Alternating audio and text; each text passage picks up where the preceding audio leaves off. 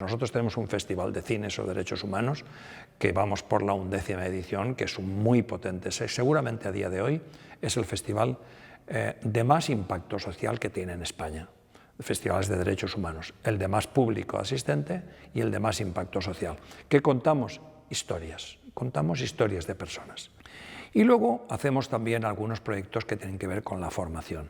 Hay que formar en derechos humanos, defensores de derechos humanos, estamos trabajando con ellos, por ejemplo, en Colombia, ahora tenemos un proyecto para empezar aquí, también en El Salvador, y formación a aquellas personas que tienen que ver con el derecho o no en estas materias. Ahora en los Objetivos de Desarrollo Sostenible, pues es una línea de trabajo que la vamos a incorporar de inmediato, justamente para descubrir que se pueden hacer muchas cosas a través de alianzas con todas las demás personas y que somos al final pues, protagonistas de nuestra propia historia.